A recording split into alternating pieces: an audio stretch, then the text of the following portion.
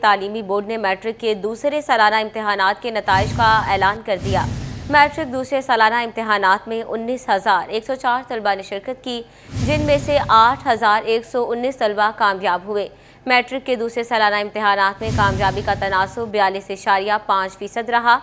जंग के 1,937 तलबा में से 804 इम्तहान पास कर सके। चिन्योट के 1,215 तलबा में से 506 तलबा इम्तहान में कामयाब हुए। अपडेट कर रहे हैं, तालीमी बोर्ड ने मैट्रिक के दूसरे सालाना इम्तहानात के नताइज का ऐलान कर दिया।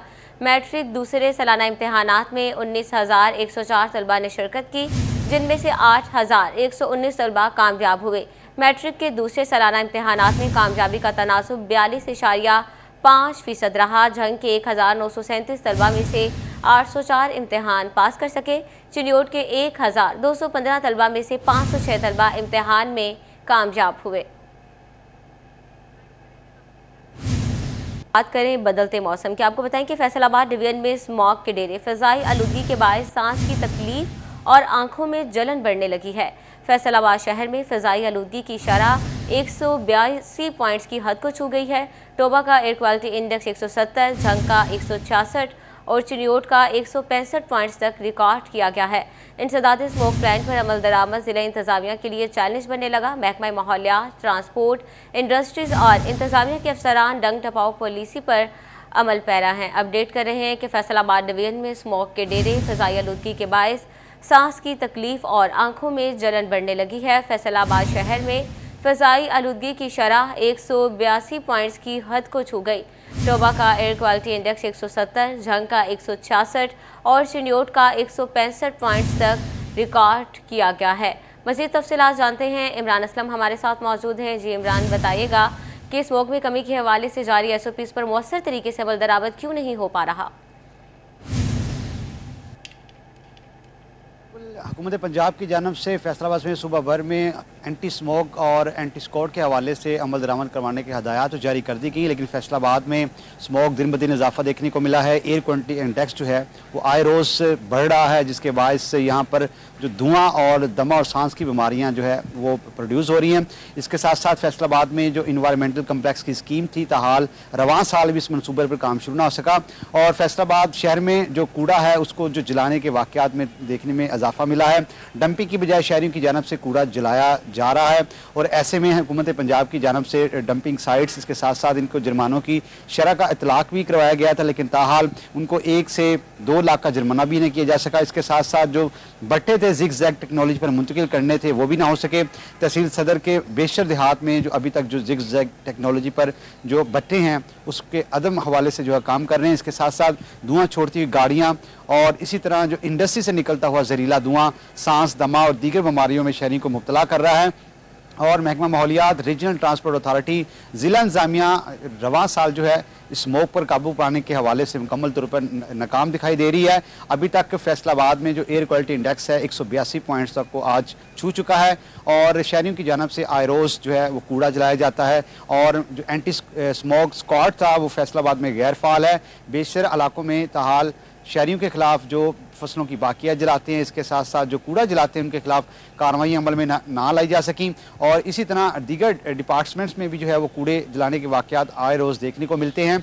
और फैसलाबाद में एयर क्वालिटी इंडेक्स डिवीज़न भर में जो बढ़ रहा है और इसके साथ साथ शहरी सांस, दमा और दीगर बीमारियों में मुब्तला हो रहे हैं। और फैसलाबाद में वर्ल्ड बैंक के तावन से 22 करोड़ लागत का जो मनसूबा था फैसलाबाद में इन्वायरमेंटल कम्प्लेक्स का वो शुरू किया जाना था, वो भी न शुरू हो सका, जिसके बायस से फैसलाबाद सनती शहर, तीसरा बड़ा शहर इन्वायरमेंटल कम्प्लेक्स स्कीम से जो है वो महरूम हो चुका है और उनके इब्तदाई फंड्स भी ना जारी हो सके, जिसके बायस फैसलाबाद में जो आए रोज़ जो एयर क्वालिटी इंडेक्स है बढ़ रहा है। और हुकूमत पंजाब की जानब से इसके तदारक के हवाले से मुख्तलिफ प्लान्स तो मरतब किए गए हैं, लेकिन ताहाल फैसलाबाद में एयर क्वालिटी इंडेक्स पर काबू पाने और स्मोक पर काबू पाने के हवाले से जो एंटी स्मोक स्क्वाड है वो अभी तक फील्ड में गैर मुतहरक नज़र आया है। इसके साथ साथ महकमा माहौलियात की जानब से भी, जो ट्रांसपोर्ट अथॉरिटीज़ की जानब से भी धुआं छोड़ती गाड़ियाँ और माहौल दुश्मन जो अनासर है उनके खिलाफ कर रहे हैं कि फैसलाबाद डिवीजन में स्मोक के डेरे, फ़िज़ाई आलूदगी के बायस सांस की तकलीफ और आंखों में जलन बढ़ने लगी है। फैसलाबाद शहर में फ़िज़ाई आलूदगी की शरह 182 पॉइंट्स की हद को छू गई।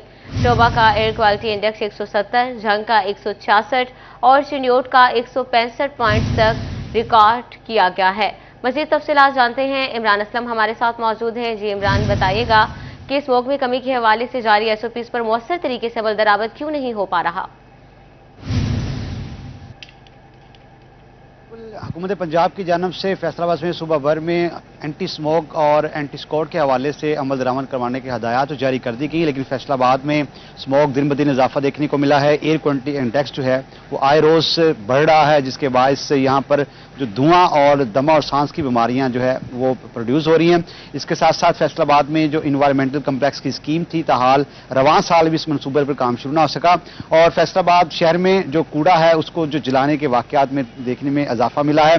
डंपिंग की बजाय शहरियों की जानब से कूड़ा जलाया जा रहा है और ऐसे में हुकूमत पंजाब की जानब से डंपिंग साइट्स, इसके साथ साथ इनको जुर्मानों की शरह का इतलाक भी करवाया गया था, लेकिन ताहाल उनको 1 से 2 लाख का जुर्माना भी नहीं किया जा सका। इसके साथ साथ जो बट्टे थे जिग जैग टेक्नोलॉजी पर मुंतकिल करने थे वो भी ना हो सके। तहसील सदर के बेशर देहात में जो अभी तक जो जिग जैग टेक्नोलॉजी पर जो बट्टे हैं उसके अदम हवाले से जो है काम कर रहे हैं। इसके साथ साथ धुआं छोड़ती हुई गाड़ियां और इसी तरह जो इंडस्ट्री से निकलता हुआ जहरीला धुआं सांस, दमा और दीगर बीमारियों में शहरी को मुब्तला कर रहा है। और महकमा माहौलियात, रीजनल ट्रांसपोर्ट अथॉरिटी, जिला इंतजामिया रवां साल जो है स्मोक पर काबू पाने के हवाले से मुकम्मल तौर पर नाकाम दिखाई दे रही है। अभी तक फैसलाबाद में जो एयर क्वालिटी इंडेक्स है 182 पॉइंट्स तक को आज छू चुका है और शहरियों की जानब से आए रोज जो है वो कूड़ा जलाया जाता है और जो एंटी स्मोक स्क्वाड था वो फैसलाबाद में गैर फाल है। बेशर इलाकों में ताहाल शहरियों के खिलाफ जो फसलों की बाकियात जलाते हैं, इसके साथ साथ जो कूड़ा जलाते हैं उनके खिलाफ कार्रवाई अमल में ना लाई जा सकी और इसी तरह दीगर डिपार्टमेंट्स में भी जो है वो कूड़े जलाने के वाकयात आए रोज देखने को मिलते हैं और फैसलाबाद में एयर क्वालिटी इंडेक्स डिवीजन 1 में जो बढ़ रहा है और इसके साथ साथ शहरी सांस, दमा और दीगर बीमारियों में मुब्तला हो रहे हैं। और फैसलाबाद में वर्ल्ड बैंक के तावन से 22 करोड़ लागत का जो मनसूबा था फैसलाबाद में इन्वायरमेंटल कम्प्लेक्स का वो शुरू किया जाना था, वो भी न शुरू हो सका, जिसके बायस से फैसलाबाद सनती शहर, तीसरा बड़ा शहर, इन्वायरमेंटल कम्प्लेक्स स्कीम से जो है वो महरूम हो चुका है और उनके इब्तदाई फंड्स भी न जारी हो सके, जिसके बायस फैसलाबाद में जो आए रोज जो एयर क्वालिटी इंडेक्स है बढ़ रहा है। और हुकूमत पंजाब की जानब से इसके तदारक के हवाले से मुख्तलिफ प्लान्स तो मरतब किए गए हैं, लेकिन ताहाल फैसलाबाद में एयर क्वालिटी इंडेक्स पर काबू पाने और स्मोक पर काबू पाने के हवाले से जो एंटी स्मोक स्क्वाड है वो अभी तक फील्ड में गैर मुतहरक नजर आया है। इसके साथ साथ महकमा माहौलियात की जानब से भी, जो ट्रांसपोर्ट अथॉरिटीज की जानब से भी धुआं छोड़ती गाड़ियां और माहौल दुश्मन जो अनासर है उनके खिलाफ ऐसा कोई कार्रवाई अमल में देखने को नहीं मिली है। जी इमरान, बहुत शुक्रिया, अपडेट कर रहे थे। फैसलाबाद का एयर क्वालिटी इंडेक्स कितना, अब फैसलाबाद से ही पता चल सकेगा। डिप्टी कमिश्नर कॉम्प्लेक्स प्रायर क्वालिटी मीटर की तनसीब मुकम्मल। एयर क्वालिटी मीटर आइंदा हफ्ते से वर्किंग शुरू करेगा। मकामी सतह पर AQI पता चलने से आलूदगी कंट्रोल करने में मदद मिलेगी। तफसीलात बता रहे हैं वकास बेग। जी वकास, अपडेट कीजिएगा। अच्छा, बिल्कुल। फैसलाबाद में फ़ज़ाई आलूदगी कितनी होगी और किस तरह से इसको कंट्रोल करने में मदद मिलेगी, इस हवाले से डिप्टी कमिश्नर कम्प्लेक्स पर भी जो है वर्ल्ड बैंक के ताउन से एयर क्वालिटी कंट्रोलर जो है उसकी तनसीब कर दी गई है। आइंदा चंद दिनों के अंदर जो है बाकायदा वर्किंग जो है वो भी स्टार्ट हो जाएगी। डिप्टी कमिश्नर हमारे साथ मौजूद होंगे, इनसे भी पूछेंगे। एयर क्वालिटी को जांचने के लिए आपके पास कोई सिस्टम अवेलेबल हो, वो फैसलाबाद के अंदर पहले कुछ जगहों पे है और लाहौर जैसे शहर या बाकी जितने शहर है उसके अंदर भी लगे हुए हैं। तो उससे बेसिकली AQI मीटर उसको बोलते हैं, आप उससे एयर क्वालिटी इंडेक्स जो है वो आपको पता चलता है कि आलूदगी की सिचुएशन क्या है आपके शहर के अंदर। और ये रियलिस्टिक पिक्चर होना बड़ा ज़रूरी है कि कुछ डाटा जो है आपके पास आता है लेकिन वो वेरीफाइड नहीं होता। ये अब हमारे पास लग जाएगा तो एक तो रियलिस्टिक पिक्चर हमें मिलती रहेगी, दूसरा ये है कि उस हवाले से काम करने में हमें आसानी होगी कि हमने किन दिनों में किन जो है एरियाज़ हैं उनके ऊपर काम करना है। अच्छा, बिल्कुल। ना सिर्फ एयर क्वालिटी को जांचने में मदद होगी बल्कि रियल टाइम में ये भी पता चल सकेगा कि किस इलाके में फ़िज़ाई आलूदगी को कम करने के लिए क्या इक़दाम जो है वो फौरी तौर पर किया जाना ज़रूरी है। जी विकास, बहुत शुक्रिया आपका। और दूसरी जानिब फ़िज़ाई आलूदगी में इजाफे से शहरियों में जल्दी अमराज बढ़ने लगे। डिस्ट्रिक्ट अस्पताल झंग में 90 से ज़ायद मरीज रोजाना की बुनियाद पर रिपोर्ट होने लगे हैं। मज़ीद तफसीलात जानते हैं वसीम अजीज से। जी वसीम, अपडेट कीजिएगा इस हवाले से। जी बिल्कुल, मौसमी तब्दीली शहरियों को जल्दी अमराज में मुब्तला करने लगी। डिस्ट्रिक्ट हेडक्वार्टर हॉस्पिटल में बड़ी तादाद में शहरी जल्दी अमराज में मुब्तला होकर रुख करने लगे हैं। मेरे साथ डॉक्टर लुकमान मौजूद हैं, इनसे बात करते हैं। ये जो सर्दी का सीज़न होता है ना, इसमें हमारे कुछ पेशेंट जो होते हैं ना सीजनल होते हैं, जो कि एग्रेवेट कर जाते हैं, ज़्यादा तादाद के अंदर आने लग जाते हैं। तो उसमें मोस्ट कॉमन जो हमारी डिजीज़ यहाँ पे डर्मा के अंदर प्रेजेंट करती है वो स्केबीज होती है, जो कि बड़ी जल्दी स्प्रेड करती है। तो उसकी मुख्तलिफ वजूहत हैं। अगर हम उसको अर्ली ही उसके ऊपर काबू पा लें तो हमारे लिए मतलब पूरी फैमिली काफ़ी हद तक सेफ हो जाती है। लेकिन अगर उसको थोड़ा सा डिले करते हैं तो वो पूरी की पूरी फैमिली पूरा साल पे सफ़र करती रहती है। विंटर की सीज़न में चूँकि हम एक बंद कमरों के अंदर रहते हैं, वेंटिलेशन प्रॉपर नहीं होती है, प्रॉपर हम लोग नहा नहीं सकते हैं, सर्दियों की वजह से अवॉइड करते हैं, जिसकी वजह से ये हमारी डिजीज़ बढ़ती रहती है। सेकेंड जो डिजीज़ है हमारी वो फंगल इन्फेक्शन होती है, वो भी विंटर सीज़न के अंदर वो एग्रेवेट कर जाती होती है। ठीक है, इन दोनों चीज़ों को हम अगर अर्ली थोड़े से अपनी हाइजीनिक चीज़ों को इम्प्रूव करके, वेंटिलेशन को इम्प्रूव करके, डेली अपनी बाथ वगैरह लेके इन चीज़ों को हम अवॉइड कर सकते हैं। जी बिल्कुल, यही कहना है कि एहतियाती तदाबीर पर अमल पैरा होकर इन तमाम तर बीमारियों से बचाव मुमकिन है। जी वसीम, बहुत शुक्रिया। घी और कुकिंग ऑयल भी आवाम की पहुंच से दूर होने लगे हैं। फैसलाबाद में घी और कुकिंग ऑयल 80 रुपए किलो तक मजीद महंगा। घी की कीमत में 80 रुपए का इजाफा 450 रुपए किलो हो गया। कुकिंग ऑयल 70 रुपए महंगा होकर 530 रुपए किलो हो गया है। आलमी मार्केट में पाम ऑयल महंगा हुआ और कीमतें बढ़ने की वजह करार पाया। अपडेट कर रहे हैं कि घी और कुकिंग ऑयल भी आवाम की पहुंच से दूर होने लगे। फैसलाबाद में घी और कुकिंग ऑयल 80 रुपए किलो तक मजीद महंगा हो गया। घी की कीमत में 80 रुपए का इजाफा हुआ है। तफसीलात जानते हैं, शराज भट्ट हमारे साथ मौजूद हैं। जी शराज, अपडेट कीजिएगा।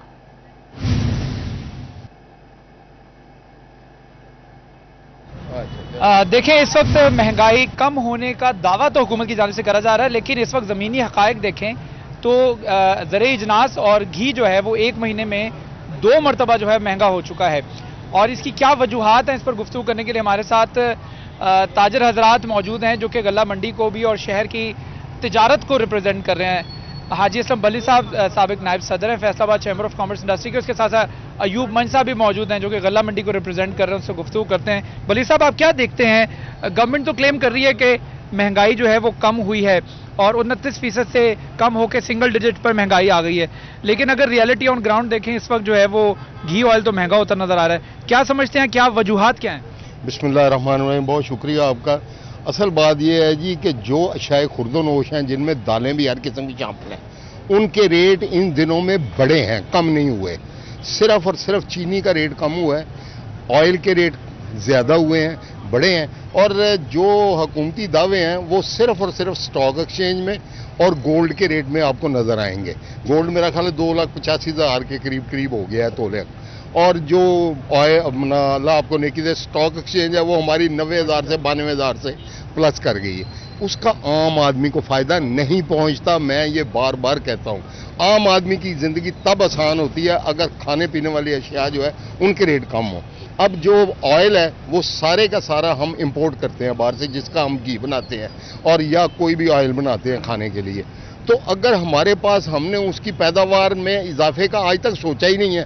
हमें तो चाहिए था कि हमारी इतनी ज़मीनें बंजर पड़ी हुई हैं कि हम वहाँ पे पाम ऑयल उगाते, हम सोयाबीन उगाते, हम कोई और जो है उसको करते, वो हमने नहीं किया। हमने सिर्फ बेस किया हुआ है इंपोर्ट के ऊपर, और इंपोर्ट का जब रेट बढ़ता है, बिल बढ़ता है, तो फिर हमारे यहाँ ऑटोमेटिकली ये बढ़ जाता है। अब यहाँ पे हमारे यहाँ लोकल जो है दालों में से सिर्फ एक मूंगी जो है वो हमारी 70% लोकल क्रॉप है, वो इस मरतबा बदकिस्मती से ख़राब हुई है। वो उसकी वजह आप मौसमी हालात कह लें, कुछ भी कह लें, तो उसका भी रेट बढ़ गया। चने जो हैं वो इस मरतबा हमारे हुए ही नहीं है, 10% भी नहीं हुए। तो ये सारी चीज़ें हैं, इनको देखना। अब देखें, अगर आप कहें कि महंगाई कम हुई है तो आप उसको गंदम को देख के कह सकते हैं कि गंदम जो है वो 2200 में बिक गई, आजकल भी मेरा 27-28 मजबूरी है किसान, वो मजबूरी के आप गवर्नमेंट ने वो खरीद नहीं की। तो ये सारी चीज़ों को ओवरऑल तजिया करने की और देखने की जरूरत है। अयूब असलम मंच साहब भी मौजूद हैं। मंच साहब, आप क्या समझते हैं, क्या हम बेहतर तरीके से कोप अप नहीं कर पा रहे हैं, हमारी पॉलिसीज़ जो हैं वो बेहतर नहीं हैं जिसकी वजह से, या फिर सिर्फ यही कह सकते हैं कि नहीं जी हमारी पॉलिसीज़ बहुत अच्छी हैं, पाम ऑयल इंटरनेशनल लेवल के ऊपर महंगा हुआ जिसकी वजह से घी ऑयल महंगा हुआ? जी शुक्रिया जी।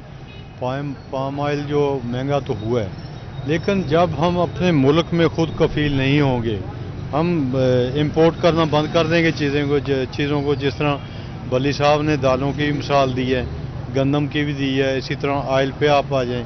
हमारे एग्रीकल्चर डिपार्टमेंट ने क्या किया आज तक, सिवाय एक गंदम का बीज और एक गन्ने का बीज। सारी उम्र इन्होंने 76 साल इसी में निकाल दिया है। किसी दाल का कोई बीज नहीं बनाया इन्होंने, किसी ऑयल के मतलब जितनी भी हमारी चीज़ें ऑयल निकलता है उसके मतलब कोई एग्रीकल्चर डिपार्टमेंट ने कोई काम नहीं किया।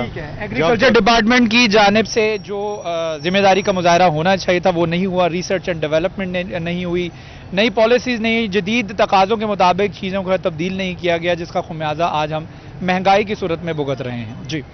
जी शहनाज, बहुत शुक्रिया आपका। और फैसलाबाद में एक तरफ बढ़ती माहौलियाती आलूदगी तो दूसरी जानिब गैर मयारी प्लास्टिक बैग्स का बेदरिए इस्तेमाल। प्लास्टिक बैग्स का इस्तेमाल माहौलियाती आलूदगी का बाइस बनने लगा। ज़राई इंतजामिया 75 माइक्रोन से कम के प्लास्टिक बैग्स का इस्तेमाल मुकम्मल तौर पर बंद ना करवा सकी। शहर भर में गैर मयारी शॉपर का इस्तेमाल धड़ल्ले से जारी है। तफसीलात बता रहे हैं मोहम्मद अली नारू। जी अली, अपडेट कीजिएगा। शहर फैसलाबाद में दिन ब दिन माहौलियाती आलूदगी बढ़ती जा रही है, स्मोक के खतरात बढ़ते जा रहे हैं, एयर क्वालिटी इंडेक्स खतरनाक हद तक बढ़ता जा रहा है और आइंदा आने वाले दिनों में मजीद बढ़ेगा। हुकूमत पंजाब के जानिब से माहौलियाती आलूदगी के पेश नज़र जो 75 माइक्रोन से कम का गैर मेयारी प्लास्टिक बैग है, शापर है, उस पर पाबंदी लगाई गई थी। जून के अवाइल में 5 जून के पाबंदी लगाई गई थी, जिसके बाद शहर भर में कुछ छापे भी हमें दिखाई दिए, कार्रवाइयाँ भी दिखाई दी, लेकिन बाद में यकसर नजरअंदाज कर दिया गया जिले इंतजामिया की जानिब से। और अभी 4 से 5 माह होने को आए हैं कि शहर के जो बड़े शॉपिंग मॉल्स हैं या मायसवाए अहम मार्केटें, वहां पर जो म्यारी शापर है वो इस्तेमाल किया जा रहा है। उससे हटकर शहर की भर की जो मार्केटें हैं, चौक चौराहे, बाजार, मोहल्ले के बाजार, छोटी मंडियां लगा लें, सब्जी मंडियां लगा लें, वहां पर धड़ल्ले के साथ जो 75 माइक्रोन से कम का प्लास्टिक बैग है बड़ा मौजब है माहौलियाती आलूदगी का और रिसाइकल भी नहीं हो सकता है। तो ऐसे में उसका इस्तेमाल बढ़ता जा रहा है और फुटेज में देखा भी जा सकता है कि वो दूध की दुकान हो, किराने की दुकान हो, सब्जी की दुकान हो, चिकन की दुकान हो, हर तरफ जो 75 माइक्रोन से कम का गैर म्यारी शापर है वो धड़ल्ले से इस्तेमाल किया जा रहा है। नहीं होश में आ रही तो जिले इंतजामिया होश में नहीं आ रही कि शहर में जो माहौलियाती आलूदगी के बढ़ते खतरात हैं, स्मोक है और जो सांस लेना दोबर होता जा रहा है, फेफड़ों के अमराज हैं, कई अमराज हैं, लेकिन अभी तक कोई ऐसी कार्रवाइयां नहीं की जा रही, मस्बत कार्रवाइयां जिसके दूरस असरात हों और गैर म्यारी जो शापर है उसका इस्तेमाल बंद किया जा सके। शहर भर में फिल वक्त जो गैर म्यारी शापर है 75 माइक्रोन से कम, उसका इस्तेमाल जारी है। जी अली, बहुत शुक्रिया आपका। आपको बताएं कि रिटायर्ड डीएसपी सईद अख्तर ततला अफशां कॉलोनी फैसलाबाद से अगवा। अहले खाना के मुताबिक रिटायर्ड डीएसपी 26 अक्टूबर को असर की नमाज पढ़ने घर से निकले और ताहाल घर वापस नहीं पहुंचे। रिटायर्ड डीएसपी के बेटे की मुद्दत में अगवा का मुकदमा दर्ज कर लिया गया। पुलिस ने मगवी की बागजाबी के लिए कार्रवाई का आगाज कर दिया है। तफसीलात जानते हैं तैयब मकबूल से। जी तैयब, अपडेट कीजिएगा इस हवाले से। जी बिल्कुल, फैसलाबाद पुलिस के रिटायर्ड डीएसपी सईद अख्तर ततला को नामालूम अफराद की जानब से मुबैना तौर पर अगवा कर लिया गया है, जिसके अगवा का मुकदमा थाना सिविल लाइन में दर्ज हो चुका है। सईद अख्तर ततला 2016 में फैसलाबाद पुलिस से रिटायर हुए और कपड़े का कारोबार शुरू कर दिया। अफशां कॉलोनी में उनकी रहायश थी। 26 अक्टूबर को वो घर से असर की नमाज पढ़ने के लिए निकले, लेकिन ताहाल वापस ना आए। उनके अहले खाना की जानब से सईद अख्तर ततला की के अगवा का शुबा जाहिर करते हुए पुलिस को इतला दी गई। पुलिस मौका पर भी पहुंची और पुलिस ने नामालूम अफराद के खिलाफ सईद अख्तर ततला के बेटे की मुद्दत में अगवा का मुकदमा दर्ज करके उनकी बागजाबी के लिए भी कार्रवाई का आगाज कर दिया है। जी तैयब, बहुत शुक्रिया आपका। इंडस्ट्री को बचाने के लिए टेक्सटाइल एक्सपोर्टर्स एसोसिएशन मैदान में आ गई। हुकूमत से टैक्स रिफंड्स के निज़ाम को तेज तर करने की अपील। हुकूमत को जारी खतूत में 350 अरब से ज्यादा के वाजिबात की फहरिस्त भिजवा दी। तफसीलात जानते हैं मोहम्मद बिलाल डोगर से, अपडेट कीजिएगा। बात करें तो इस वक्त टेक्सटाइल एसोसिएशन जो है मैदान के अंदर आई है। माहानावार रिपोर्ट दिखाते हुए हुकूमत से रिफंड्स का मुतालबा कर दिया है। रिफंड्स की तफसील जो है वो खतूत लिखी है, जिसमें बूमा है, पीटिया है, इसके अलावा प्रिग्मा है, पीएचएम है। उन्होंने अपने खतूत लिखे हैं हुकूमत को कि हमारा टैक्स रिफंड जो है वापस किया जाए। सेल टैक्स रिफंड 55 अरब का है, डेफर्ड सेल टैक्स 105 अरब, जबकि ड्रॉबैक्स, ड्यूटी ड्रॉबैक्स 25 अरब है, इनकम टैक्स 100 अरब है, DLTL 35.5 अरब है, TUF 4.5 अरब, जबकि मार्कअप सब्सिडी 3.5 अरब है, जो कि 328.5 अरब बनती। 300 अरब से जायद के रिफंड हुकूमत की तरफ वाजिब अदा है। ये एक्सपोर्टर्स कहते नजर आ रहे हैं कि 7 से 8 अरब रुपए की पाकिस्तान की बरामदात बढ़ाने की कैपेसिटी हमारे पास मौजूद है।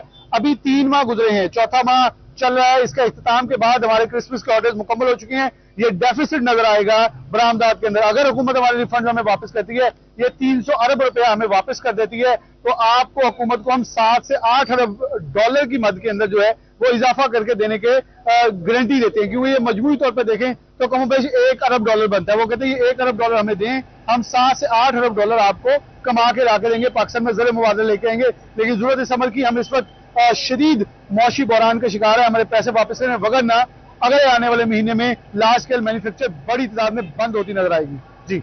जी बिलाल, बहुत शुक्रिया आपका। जंग के मजदूर बेरोजगार होने लगे। पावर लूम्स ने 8 घंटे की शिफ्ट बंद कर दी। मुतअद्दिद पावर लूम सेक्टर्स पहले ही बंदिश का शिकार हैं। जिले में इंडस्ट्री बंद होने से मजदूर फाका कशी पर मजबूर हो गए। मजीद तफसीलात जानते हैं, अवैस खान हमारे साथ मौजूद हैं। जी अवैस, अपडेट कीजिएगा।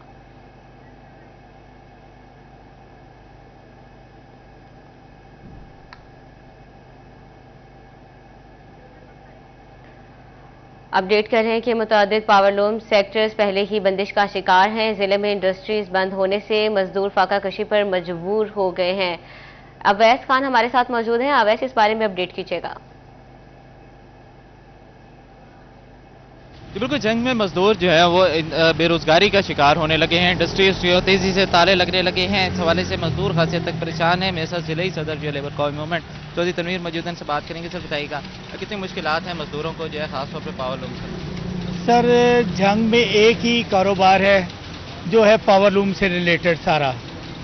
जंग की पावर लूम में तकरीबन 80% तो पहले ही बंद थी, जैसे यूनिट बंद हो गए थे। लेकिन अब सूरत हाल ये है कि जो 16 घंटे चल रही हैं, 8-8 घंटे की 2 शिफ्टें, 8 घंटे बंद हैं और मजदूर का चूल्हा बिल्कुल बुझ चुका है। मजदूर जाए तो जाए कहाँ जाए? यहाँ बिजली का बिल जो है मिल मालकान को रिलीफ देनी चाहिए गवर्नमेंट को कि उसका रेट कम करें। पावर लूम के हवाले से सबसे ज्यादा जो वर्कर है जंग में, तो और को कारोबार है ही नहीं सिवाय पावर लूम के। इन्हें चलाएं, खुदारा चलाने दें, इनको यूनिट चलाने दें। बिजली का बिल अब सोलर पे भी है, उसके बावजूद बंद है। तो मजदूर का चूल्हा ठंडा हो चुका है। मजदूर किसके पास जाए? हम डीसी जंग साहब को भी मिले हैं, बाकी डिपार्टमेंटों को भी मिलते हैं। गवर्नमेंट को चाहिए कि सूतर का कारोबार है, इस पे जरा खास तौर पे फोकस रखें, इनको देखें। सूतर सस्ता होना चाहिए। जो मार्केट में जो ब्लैकमेल करके बेचते हैं, ब्लैकमेलर जो बड़े ताजर हैं, स्टॉक कर लेते हैं सूतर पे, वो सूतर पे अपनी मर्जी से बेचते हैं।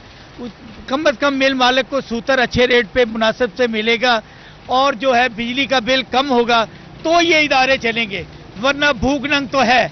हम तो ये मतलब जाए तो मजदूर कहाँ जाए? आज मजदूर का चूल्हा इंतहाई ठंडा हो चुका है, लोग खुदकुशियां करने के लिए तैयार हैं। इनका कहना है खासी हद तक मुश्किलात है, खुदकुशी करने पर मजबूर है। मिल इंडस्ट्रियां जो है वो बंद होती चली जा रही हैं और पावर लूम्स के जो 80% पावर लूम्स जो उनको ताले लग चुके हैं। जी बहुत शुक्रिया आपका। फैसलाबाद के जनरल अस्पताल समनाबाद का आईसीयू गैर फाल। सेंट्रल ऑक्सीजन सप्लाई और वेंटिलेटर्स के लिए वेंडर्स ना खरीदे जा सके। 4 वेंटिलेटर्स पर मुश्तमिल आईसीयू वार्ड मरीजों के किसी काम न आया। तफसीलात बताने अज़ादार हुसैन। जी अपडेट कीजिएगा। जी बिल्कुल, जनरल अस्पताल समनाबाद 250 बेड पे मरीजों को इलाज मुआवजे की सहूलियात फराहम कर रहा है और इसे महकमा प्राइमरी स्कैंड्रियल की जानिब से डिस्ट्रिक्ट हेडक्वार्टर हॉस्पिटल का दर्जा भी दिया गया है। यहाँ पे मुतल्लिका अस्पताल इंतजामिया की काविशों से जो है आईसीयू वार्ड फाल किया जा रहा है। कब तक ये जो है फाल हो जाएगा और कितने वेंटिलेटर यहाँ पे मरीजों के लिए जो है वो मुयसर होंगे? हमारे साथ मेडिकल सुपरिटेंडेंट जनरल अस्पताल समनाबाद डॉक्टर शहबाज मौजूद है। कंपनी ने सेंट्रल ऑक्सीजन सप्लाई इंस्टॉल की है। इस वीक उन्होंने उसकी सीओ ऑफिस के साथ मिलकर उसकी इंस्पेक्शन करनी है। उस इंस्पेक्शन के साथ उसको इंशाल्लाह फाल कर दिया जाएगा। कितने वेंटिलेटर होंगे? कम से कम हमारे पास 4 वेंटिलेटर होंगे। सर ये बताइएगा कोई नोजल वगैरह का इशू है, कोई फंड्स का मसला है या क्या वजह है? फंड्स का मसला नहीं है, ये जो कंपनी इंस्टॉल कर रही है उसके उन्होंने अरेंज करके उसकी इंस्पेक्शन करनी है, चीज़ें पूरी करनी है और हमें हैंडओवर करना है।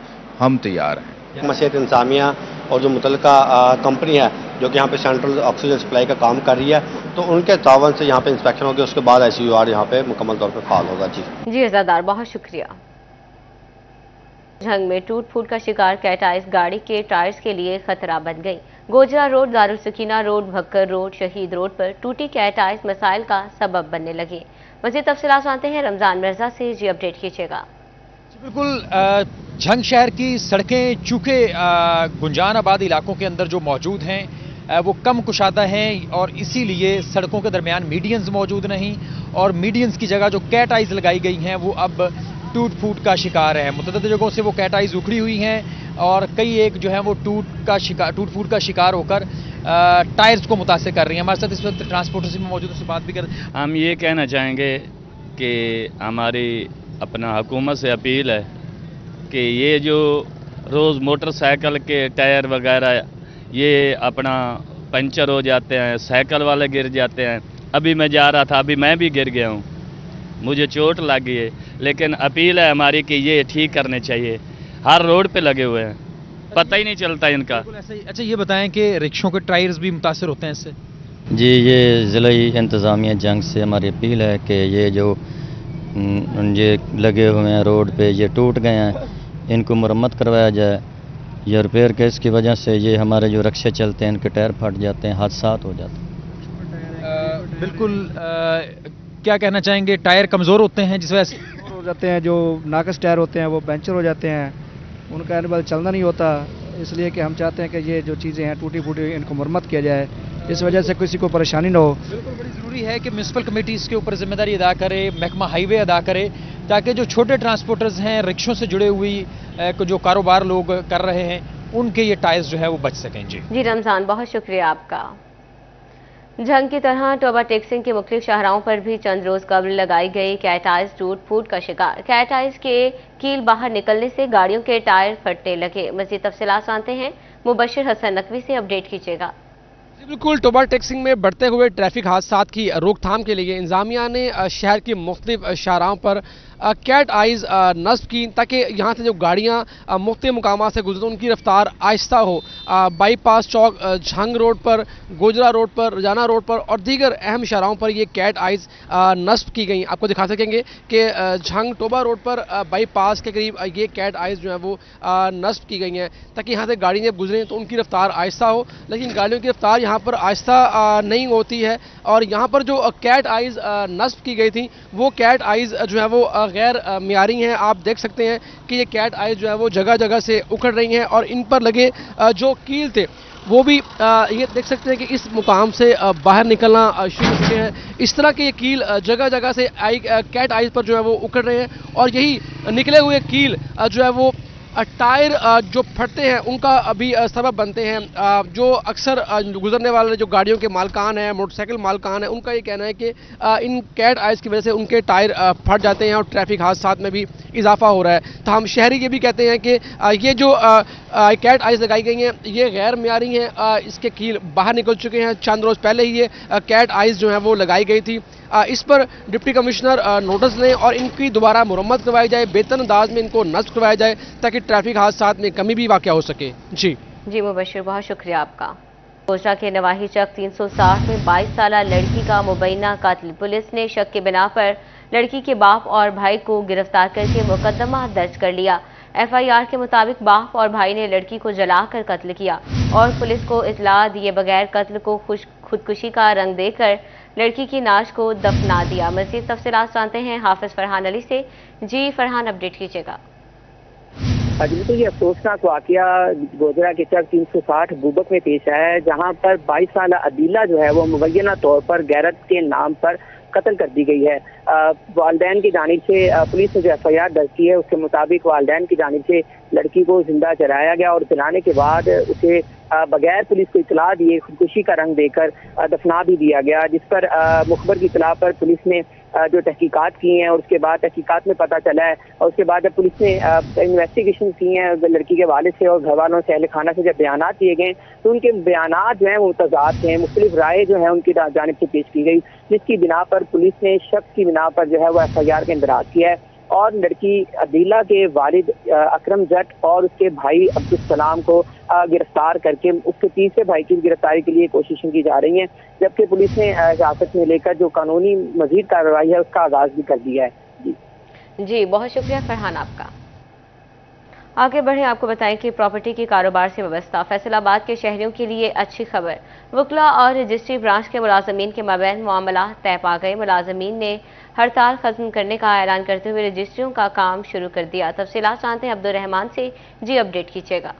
बात करें रेवेन्यू डिपार्टमेंट के हवाले से तो वकला की जो लड़ाई हुई थी अब उसकी सुलह हो चुकी है और ये मामला तफाहम तफहीम से तय पा चुके हैं। सब रजिस्ट्रार लैंड रिकॉर्ड सेंटर का अमला ड्यूटी पर बैठेगा, क्योंकि गुज़श्ता रोज़ लड़ाई होने के बाद हड़ताल की गई थी। उस हड़ताल में लैंड रिकॉर्ड अमला की जानिब से कहा गया था कि वो अपने दफातर नहीं खोलेंगे। फिर सीनियर वकला की मुशावरत से और मुदाखलत से और ADCR डिप्टी कमिश्नर की मुदाखलत से ये मामला अफ़ाम तफ़हीम से तय पा गए और अब तवक्को की जा रही है कि यहाँ पर आज जैसे कि यहाँ पर रेवेन्यू डिपार्टमेंट भी खुल चुका है, लैंड रिकॉर्ड सेंटर भी खुल चुका है, तो आज से मामला तमाम के तमाम खोल दिए जाएंगे और इस सिलसिले में जितने भी लोगों के काम है, जैसे फरदाद का असूल है, जैसे रेवेन्यू के दीगर सर्विसेज हैं, उन तमाम का काम फौरी तौर पर उनका पाए तकमील तक पहुँचाया जाएगा। इसी तरह से इंतकाल के दीगर मामलात वो पाए तकमील तक पहुँचाए जाएंगे। तो ये अहम पेशरफ्त हुई है वकला की मुदाखलत से कि लैंड रिकॉर्ड सेंटर के अमले ने अपनी हड़ताल ख़त्म कर दी है और इसी तरह से तमाम दफातर भी आज खुले रहेंगे। जी अब्दुल रहमान बहुत शुक्रिया आपका। आपको बताएं कि तालीम हासिल करते, दोस्तों में उठते बैठते खेलते बच्चों को आज भी अपनों की तलाश। चाइल्ड प्रोटेक्शन डिपार्टमेंट में मुकीम बच्चे कहते हैं अम्मी अब्बू की याद आती है, घर जाने को बहुत दिल करता है। तफसीलात बता रही हैं मरियम रजा। जी मरियम अपडेट कीजिएगा। जी बिल्कुल, फैसलाबाद में चाइल्ड प्रोटेक्शन में मुकीम कई ऐसे बच्चे जिनकी तादाद चाइल्ड प्रोटेक्शन की जानिब से फैसलाबाद में बताई जाती है कि 16 हैं, उनके ताहाल वालिदैन को ट्रेस तो नहीं किया जा सका। उनकी कई वजूहात भी सामने आती हैं कि या तो बच्चा बहुत कम उम्र है या अबनॉर्मल है, जिसकी वजह से घर का पता बताने की वजह से कास्टर नजर आता है। इस वक्त हमारे साथ छोटे छोटे बच्चे मौजूद हैं। वो घर वालों की याद आती है। अब यहाँ पे दोस्त बने हैं कि नहीं बने? बने हैं। लेकिन घर वालों की याद आती है? यस। और दिल करता है घर जाने को? ताहाल वालिदैन का पता जो है वो नहीं चल सका। हमारे साथ और भी बच्चे यहाँ पे मौजूद हैं। ये बच्चे का नाम जो है वो अली है और यहाँ पे रहते हुए इसको 5 साल गुजर चुके हैं। इस वक्त हमारे साथ मौजूद है। मैं 5 साल से यहाँ हूँ। तो घर वालों की याद आती है? यस। घर वालों का पता है या बिल्कुल नहीं पता? बिल्कुल नहीं पता चला। यहाँ पर दोस्त हैं, पढ़ाई करते हो? कौन सी क्लास? दूसरी।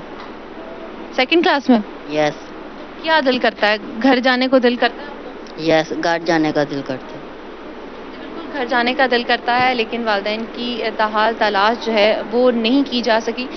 यहाँ पर बच्चों की जो उम्र है वो भी 18 साल से कम होती है। जो अनट्रेसेबल हैं उनके वालिदैन को ताहाल तलाश जो है वो नहीं किया जा सकता, लेकिन उनके जो बच्चे हैं वो आज भी अपने वालिदैन को याद करते हैं और उसके साथ साथ इंतज़ार भी करते हैं। जी मरियम बहुत शुक्रिया आपका।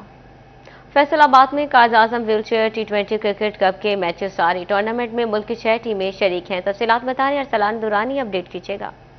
कोड़ा वाली ग्राउंड में पाकिस्तान व्हीलचेयर क्रिकेट काउंसिल की जानिब से कायद आजम T20 कप का इनेकाद किया गया है और आज बड़ा ज़बरदस्त मैच हुआ है बलूचिस्तान और दूसरी टीम के माबैन और देखना होगा कि ये किस तरह टूर्नामेंट जा रहा है। पाकिस्तान नेशनल टीम के कप्तान और बलूचिस्तान टीम के कप्तान है ज़ीशान साहब हमारे साथ मौजूद, उनसे बात करते हैं कि कैसे अपनी टीम को लीड कर रहे हैं। बताइएगा कि आज हमारा मैच था बलूचिस्तान का KPK के साथ और अल्हम्दुलिल्लाह हमने जो है उसको 1 साइडेड किया और 10 विकेटों से कामयाबी हासिल की और पर उम्मीद है कि इंशाअल्लाह ताला ग्रुप 4 में जाएंगे। और मैं यहाँ यही कहना चाहूँगा कि मेरे लिए बड़े एजाज़ की बात है कि बलूचिस्तान टीम को मैं लीड कर रहा हूँ और इंशाअल्लाह ताला कायद आज़म T20 कप जीत के बलूचिस्तान के अवाम और वहाँ के शोधा के नाम इस जीत को करेंगे। बलूचिस्तान को ये ट्रिब्यूट पेश करना चाहते हैं। मैडम रुखसाना हमारे साथ मौजूद, जो कि जैसे कि अभी हमारी टीम जो है Asia cup, second Asia cup हम जीत कर आए हैं और उसमें भी हमारे जो 8 नए लड़के हमने इंट्रोड्यूस करवाए थे और इस दफ़ा भी ये है कि बहुत सारे प्लेयर्स मर्दान से, बन्नू से, आज़ाद कश्मीर, वहाँ से ऐसे ऐसे प्लेयर्स हमारे सामने आए हैं जो कि बहुत अच्छे साबित हुए हैं और वो अच्छा पार्टिसिपेट भी कर रहे हैं, अच्छा खेल रहे हैं, नया टैलेंट आ रहा है। नया टैलेंट जो उभर कर सामने आ रहा है इस टूर्नामेंट से भी। डोमेस्टिक क्रिकेट का ये टूर्नामेंट है जिससे बहुत सारे नए खिलाड़ी उभर कर सामने आएंगे और पाकिस्तान टीम को रिप्रेजेंट करेंगे। जी बहुत शुक्रिया अरसलान आपका। न्यूज़ स्टूडियो से फिल वक्त इतना ही।